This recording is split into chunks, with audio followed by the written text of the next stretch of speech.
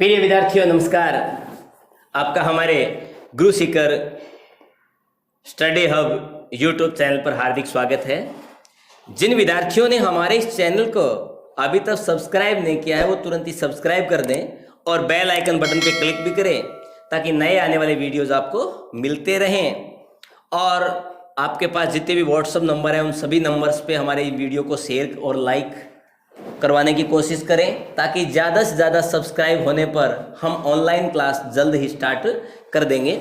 तो हमारा कल हम बात कर रहे थे डिस्प्लेसमेंट इन कोवलेंट बॉन्ड यानी सहसंयोजक जो बंध होता है उसमें इलेक्ट्रॉनों का विस्थापन, और सहसंयोजक बंध में इलेक्ट्रॉनों के विस्थापन के आधार पर कुछ प्रभाव दिए गए थे जो हमने क्लासिफिकेशन में पढ़ा था। प्रेरण प्रभाव, दूसरा हमने पढ़ा था इलेक्ट्रोमेरिक प्रभाव, तीसरा हमने पढ़ा था अनुनाद प्रभाव या मीजोमेरिक प्रभाव, और चौथा हमने पढ़ा था अतिसंयुग्मन यानी हाइपर कॉन्जुगेशन बेकरनाथन प्रभाव। तो उसके अंदर हम फर्स्ट प्रभाव की बात करेंगे।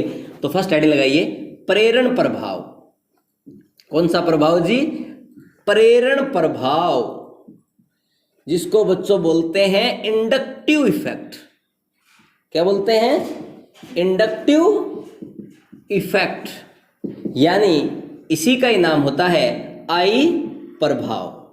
तो देखो ये प्रभाव क्या होता है, पहले मैं इसके बारे में बताता हूं आपको। देखिए ये जो इंडक्टिव इफेक्ट जो होता है इस नाम से स्पष्ट है, प्रेरण यानी किसी पर्टिकुलर कोई परमाणु या समूह के द्वारा किसी पर्टिकुलर कार्बन श्रृंखला को प्रेरित किया जाएगा। और प्रेरित किस टाइप से किया जा सकता है? या तो वो इलेक्ट्रॉन लेने के आधार पर प्रेरित करेगा या फिर इलेक्ट्रॉन देने के आधार पर प्रेरित करेगा। लेने के आधार पर प्रेरित करेगा या देने के आधार पर प्रेरित करेगा, ये हम पढ़ेंगे प्रेरण प्रभाव के टाइप्स के अंदर। तो देखिएगा क्वेश्चन ये है कि ये प्रेरण प्रभाव है क्या। तो पहले हम इस प्रभाव की डेफिनेशन की बात करें तो मैं कह सकता हूं किसी कार्बनिक अणु में यदि कोई कार्बन श्रृंखला में इस प्रकार के परमाणु के साथ उस श्रृंखला का बंध है या उस समूह के साथ उस कार्बन श्रृंखला का बंध है जिसकी विद्युत ऋणता या फिर अलग अलग विद्युत ऋणता वाले परमाणुओं के मध्य यदि सहसंयोजक बंध है तो अधिक विद्युत ऋणता वाले परमाणु के द्वारा कम विद्युत ऋणता वाले परमाणु की तरफ से बंध के इलेक्ट्रॉनों को अपनी तरफ आकर्षित किया जाता है, जिससे उस परमाणु पर आंशिक ऋणावेश यानी पार्शियल नेगेटिव चार्ज जनरेट हो जाता है। और जिस परमाणु की तरफ से इलेक्ट्रॉन स्थानांतरित होते हैं जिसकी तरफ से उस परमाणु पर आंशिक धनावेश स्थापित हो जाता है। तो जिसकी तरफ से स्थानांतरित होते हैं उस पर तो आंशिक धनावेश, और जिसकी तरफ स्थानांतरित होते हैं उस पर आंशिक ऋणावेश उत्पन्न हो जाता है, यानी सहसंयोजक बंध में कुछ ध्रुवीय लक्षण आ जाते हैं। जैसे मैं आपको एग्जांपल लेके बताऊं, सपोज ये मेरे पास कोई कार्बन है, इसके साथ कोई एक एटम अटैच है X, और इसकी आपको पता है कि संयोजकता होती है 4। तो ये मैंने इस टाइप से मैं रिप्रेजेंट कर सकता हूँ।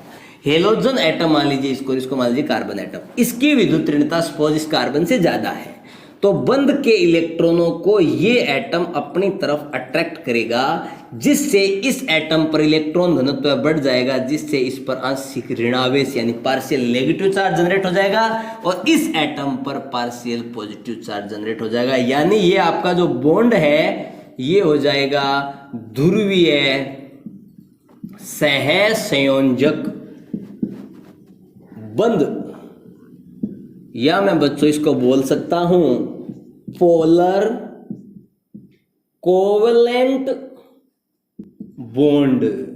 अब इसका नाम ये क्यों पड़ा ध्रुवीय सहसंयोजक बंध? क्योंकि दोनों परमाणुओं की विद्युत ऋणता अलग अलग होने से इस बंध में ध्रुवता आ गई, दो ध्रुव बन गए, बन गया नेगेटिव पोल और एक बन गया पॉजिटिव पोल, इसलिए इसका नाम पड़ा पोलर सहसंयोजक बंध। तो इसके अंदर लिखो कार्बनिक अणुओं में जब कार्बनिक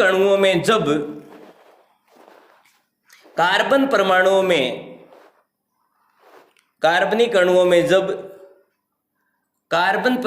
में भिन्न विद्युत ऋणता वाले या कार्बन श्रृंखला ले सकते हो, कार्बन श्रृंखला में भिन्न विद्युत ऋणता वाले परमाणुओं के मध्य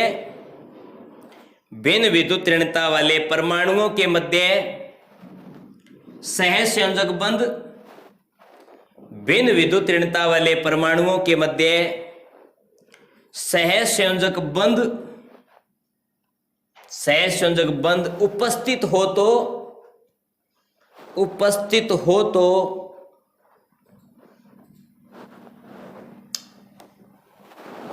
बंध का इलेक्ट्रॉन युग्म उस परमाणु की तरफ स्थानांतरित हो जाता है। तो बंध का इलेक्ट्रॉन युग्म उस परमाणु की तरफ स्थानांतरित हो जाता है जिस परमाणु की तो बंध का इलेक्ट्रॉन युग्म उस परमाणु की तरफ स्थानांतरित हो जाता है जिस परमाणु की विद्युत ऋणता का मान अधिक होता है। जिस परमाणु की विद्युत ऋणता का मान अधिक होता है, जिससे बंध में ध्रुवीय लक्षण यानी पोलर करैक्टर आ जाते हैं। इस प्रकार बंध के इलेक्ट्रॉनों का विस्थापन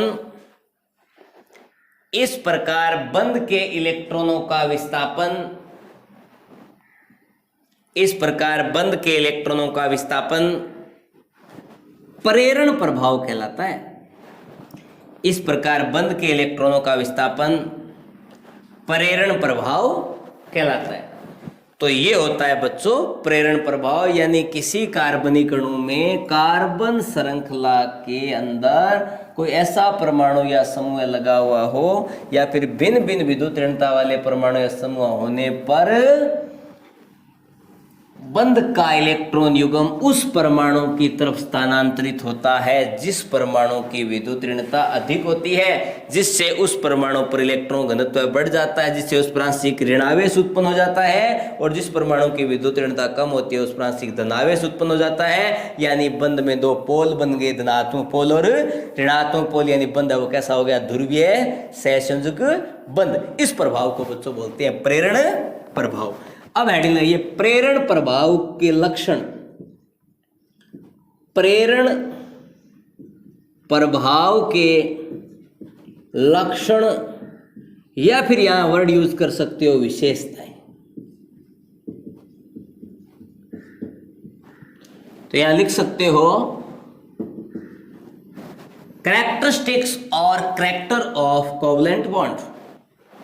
कैरेक्टरिस्टिक और या कैरेक्टरिस्टिक और कैरेक्टर ऑफ इंडक्टिव इफेक्ट, यानी प्रेरण प्रभाव के लक्षण।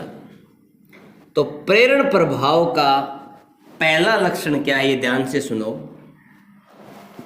यानी इस प्रभाव के अंदर ध्यान से सुनना क्या होता है। पहला लक्षण, एक एक इंपॉर्टेंट पॉइंट है, उनको ध्यान से सुनते जाएं तो आपको ये इफेक्ट है वो इजीली समझ में आ जाएगा, कहीं भी कोई भी दिक्कत नहीं आएगी। तो देखिए पहला क्या है, पहला ये कि इसके फलस्वरूप इलेक्ट्रॉनों का केवल विस्थापन होता है। यानी इस प्रभाव के फलस्वरूप इलेक्ट्रॉनों का केवल विस्थापन होता है, परंतु किसी परमाणु के अष्टक से इलेक्ट्रॉन विस्थापित नहीं होते हैं।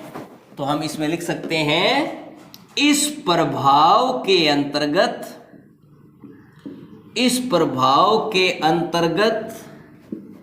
इलेक्ट्रॉनों का केवल विस्थापन होता है, लेकिन परमाणु के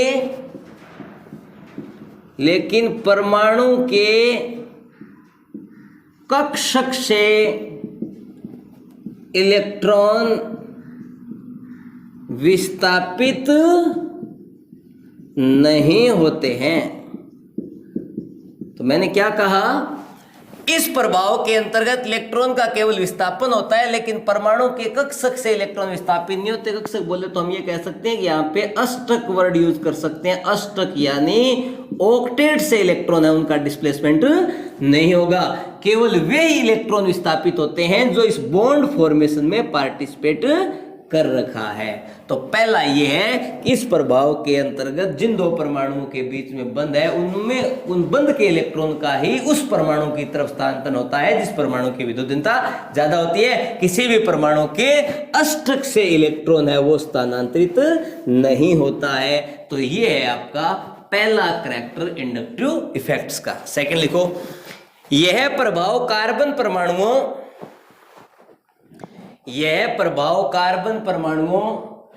की श्रृंखला के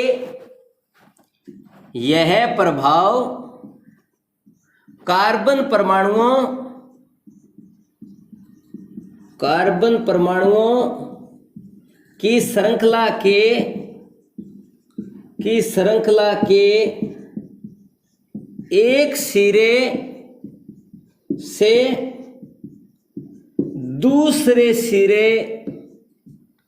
एक सिरे से दूसरे सिरे तक होता है। मैंने क्या कहा? यह प्रभाव कार्बन परमाणुओं की श्रृंखला के एक सिरे से दूसरे सिरे तक होता है, लेकिन प्रभाव उत्पन्न करने वाले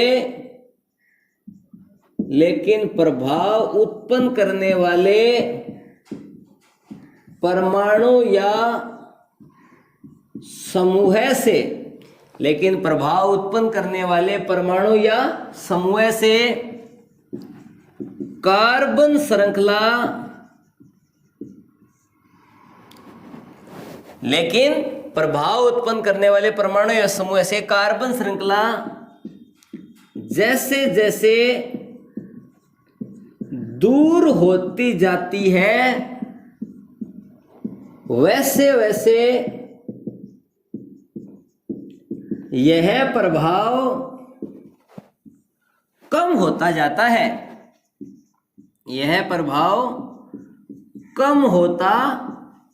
है। तो मैंने कहा कि यह प्रभाव कार्बन परमाणुओं की श्रृंखला के एक सिरे से दूसरे सिरे तक होता है, लेकिन प्रभाव उत्पन्न करने वाले परमाणु या समूह से कार्बन श्रृंखला जैसे जैसे दूर होती जाती है वैसे वैसे यह प्रभाव कम होता जाता है। मीन्स मैंने ये कहा कि जैसे आपके पास ये कोई कार्बन श्रृंखला है, जैसे मान लीजिए 5, 6, 7, 8, 10, 12, 15 जितने भी कार्बन एटम की कोई एक श्रृंखला है। ये सपोज इसकी जगह मैं यहाँ पे क्लोरीन एटम लिख लूँ एक बार के लिए, ठीक है जी। अब ये मान लीजिए यहाँ पे आपका हो जाएगा CH3, ये आपका है बच्चों CH2, इधर भी आपका ये CH2 है, ये आपका CH2, दिस CH2 और ऐसे। आप जानते हो कि कार्बन और क्लोरीन ये है वो प्रभाव उत्पन्न करने वाला समूह है। कार्बन और क्लोरीन में क्लोरीन की विद्युत ऋणता इलेक्ट्रोनेगेटिविटी ज्यादा होती है कार्बन के कंपैरिजन में क्लोरीन की। तो क्लोरीन बंध के इलेक्ट्रॉनों को अपनी तरफ आकर्षित करता है, जिससे क्लोरीन पर इलेक्ट्रॉन घनत्व बढ़ जाता है और क्लोरीन पर आंशिक ऋणावेश उत्पन्न हो जाता है और कार्बन पर आंशिक धनावेश उत्पन्न हो जाता है। यहां तो समझा गया कि दो अलग अलग परमाणु है, जिसकी विद्युतता ज्यादा होगी उस पर आंशिक ऋणावेश आएगा, जिसकी कम होगी उस पर आंशिक धनावेश आएगा। लेकिन जैसे इस कार्बन पर इलेक्ट्रॉन घनत्व कम हुआ यानी आंशिक धनावेश आया, इसकी विद्युत ऋणता इस कार्बन से बढ़ गई, जिससे इससे अपने इलेक्ट्रॉन अपनी तरफ खींचेगा, जिससे इस पे धनावेश आएगा, फिर ये इससे खींचेगा इस पे धनावेश आएगा, फिर ये इससे खींचेगा तो इस पे धनावेश आएगा। तो मेरे कहने का मतलब ये जो धनावेश जो है वो कार्बन श्रृंखला के एक सिरे से दूसरे सिरे तक ये आपका जो ध्रुवीयता है वो आएगी, लेकिन ये एटम जिस एटम से डायरेक्ट जुड़ा हुआ है उतनी नहीं आएगी। ये प्रभाव एक सिरे से दूसरे, इस परमाणु से श्रृंखला जैसे दूर होती जाएगी वैसे वैसे ये प्रभाव क्या होता जाता है, कम होता जाता है। ये आपका था सेकंड करैक्टर यानी सेकंड लक्षण प्रेरण प्रभाव का। तो ये दो लक्षण है, याद रखें। एक तो ये लक्षण हुआ कि जिन दो परमाणुओं के मध्य ये बंध है उस बंध में से इलेक्ट्रॉन एक परमाणु से दूसरे परमाणु की तरफ स्थानांतरित होते हैं, परमाणु के अष्टक से इलेक्ट्रॉनों का स्थानांतरण नहीं होता। दूसरा नियम यह पड़ा कि कार्बन श्रृंखला के एक सिरे से दूसरे सिरे तक यह प्रभाव लगता है, लेकिन जिस परमाणु या समूह के द्वारा प्रभाव उत्पन्न किया जाता है उस परमाणु से दूर जाने पर यह प्रभाव कम होता जाता है। अब आप हेडिंग लगा सकते हो प्रेरण प्रभाव के प्रकार।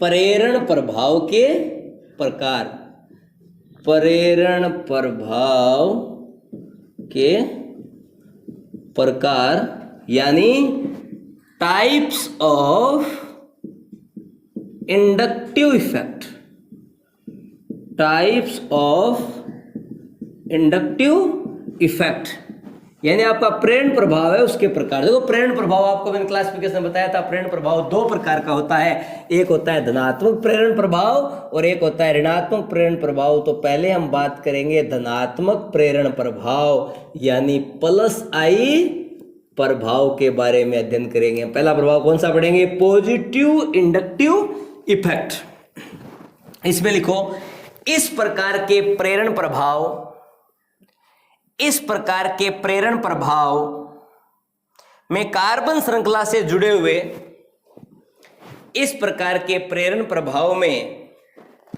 कार्बन श्रृंखला से जुड़े हुए, इस प्रकार के प्रेरण प्रभाव में कार्बन श्रृंखला से जुड़े हुए, कार्बन श्रृंखला से जुड़े हुए परमाणुओं के समूह, कार्बन श्रृंखला से जुड़े हुए परमाणुओं या समूहों की विद्युत ऋणता, परमाणु या समूहों की विद्युत ऋणता का मान हाइड्रोजन की विद्युत ऋणता से, हाइड्रोजन की विद्युत ऋणता से कम होता है, कम होता है। अर्थात हाइड्रोजन की तुलना में इनकी इलेक्ट्रॉन आकर्षित करने की क्षमता कम होती है, अर्थात हाइड्रोजन की तुलना में इनके इलेक्ट्रॉन आकर्षित करने की क्षमता कम होती है।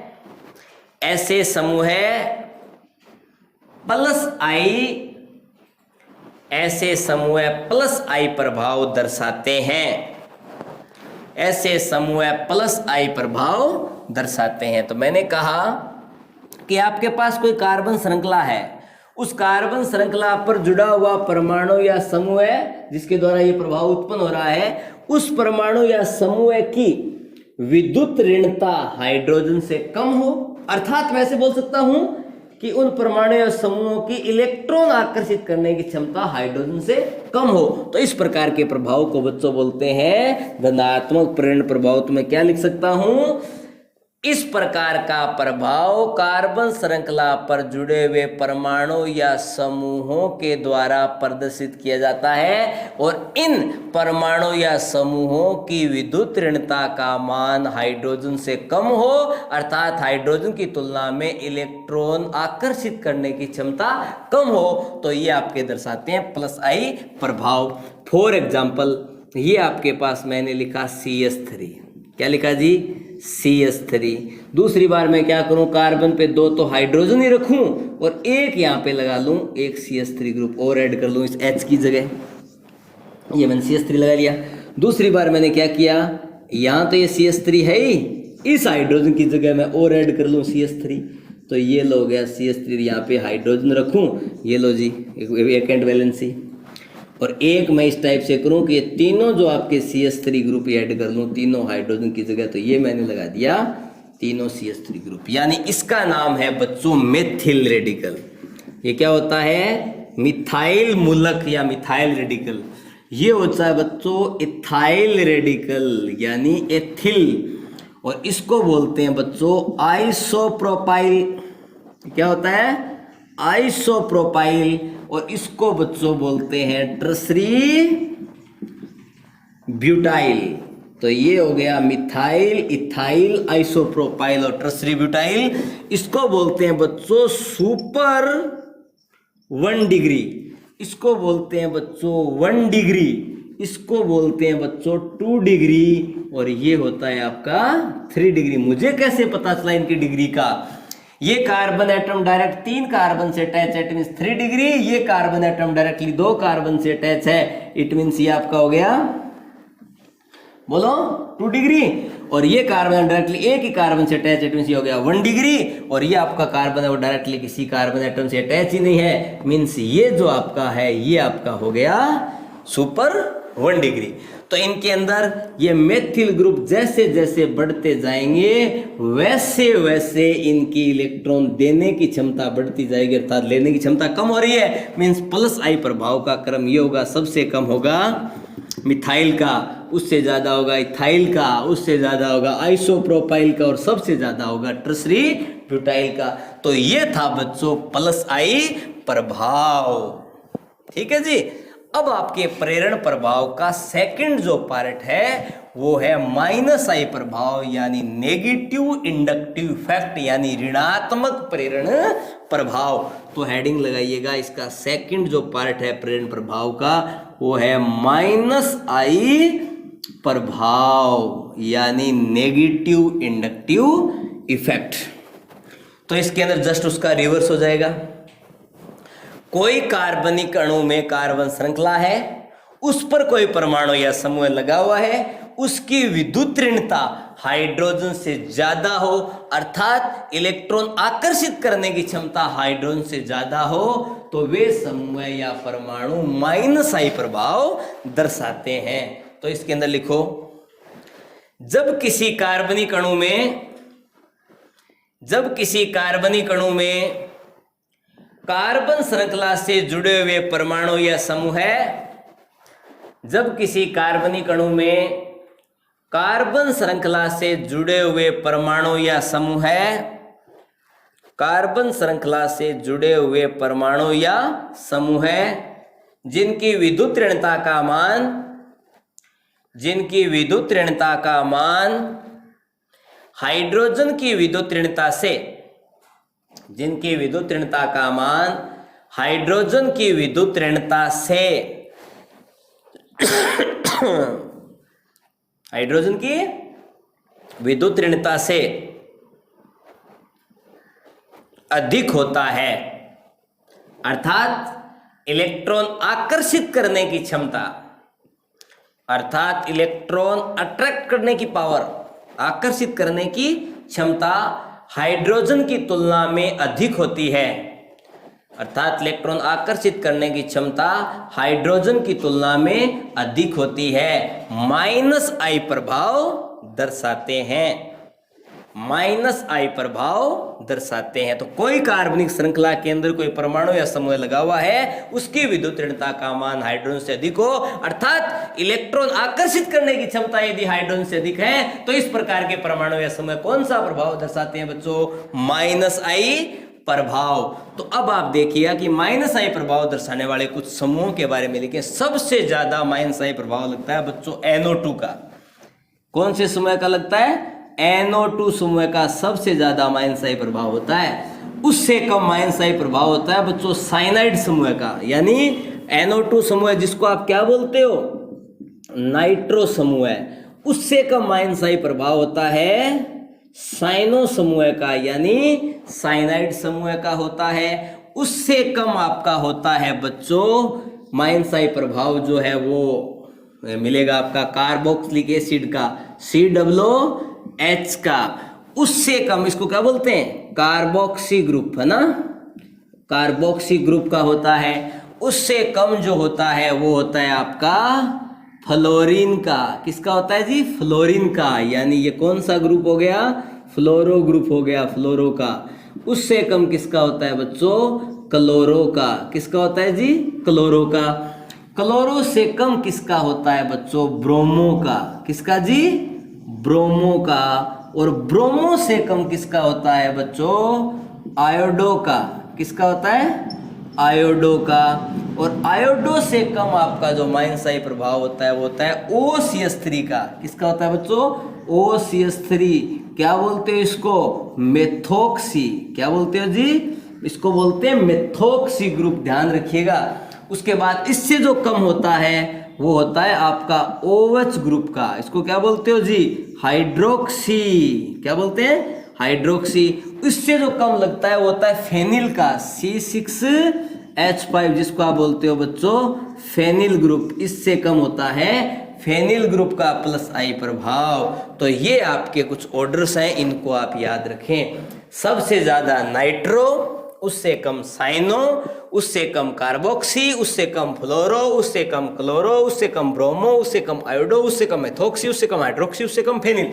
तो ये आप ऑर्डर जरूर याद रखें कि सबसे ज्यादा माइनस आई प्रभाव किसका होता है और सबसे कम माइनस आई प्रभाव किसका होता है। तो ये परमाणु और समूह ऐसे होते हैं जिनकी विद्युत ऋणता का मान हाइड्रोजन से अधिक है, अर्थात इलेक्ट्रॉन आकर्षित करने की क्षमता हाइड्रोजन से अधिक है, इसलिए ये नेगेटिव इंडक्टिव इफेक्ट यानी माइनस आई प्रभाव प्रदर्शित करते हैं। तो इनको याद क्रम से कैसे, पहले नाइट्रो आएगा, फिर साइनो आएगा, फिर आपका COO आएगा, फिर फ्लोरो आएगा, फिर क्लोरो आएगा, फिर ब्रोमो आएगा, फिर आयोडो आएगा, उसके बाद याद रखना मेथोक्सी आएगा, उसके बाद हाइड्रोक्सी आएगा, उसके बाद फेनिल आएगा। तो याद रख लोगे सबसे ज्यादा किसका होता है, नाइट्रो का, उससे कम किसका होता है, साइनो का, उससे कम किसका होता है, कार्बोक्सी ग्रुप का, उससे कम किसका होता है, फ्लोरो का, उससे कम किसका होता है, क्लोरो का, उससे कम किसका होता है, ब्रोमो का, उससे कम किसका होता है, आयोडो का, उसके बाद किसका नंबर आता है, मेथोक्सी का, उसके बाद किसका नंबर आता है, हाइड्रोक्सी का, और सबसे कम किसका होता है, फेनिल का। तो ये आप माइनस आई इफेक्ट का ऑर्डर याद रखें। और प्लस आई का सबसे ज्यादा किसका था, टर्शियरी ब्यूटिल का, उससे कम किसका था, आइसोप्रोपिल का, उससे कम किसका था, एथिल का, और सबसे कम किसका था, मेथिल का। तो वो प्लस आई प्रभाव का क्रम था और ये आपके माइनस आई प्रभाव का क्रम है। तो बच्चों ये आपका इस प्रकार से कंप्लीट हो जाता है प्रेरण प्रभाव। और नेक्स्ट वीडियो में अपने अगला इफेक्ट पढ़ेंगे इलेक्ट्रोमरी प्रभाव यानी इलेक्ट्रोमेरिक इफेक्ट। ओके।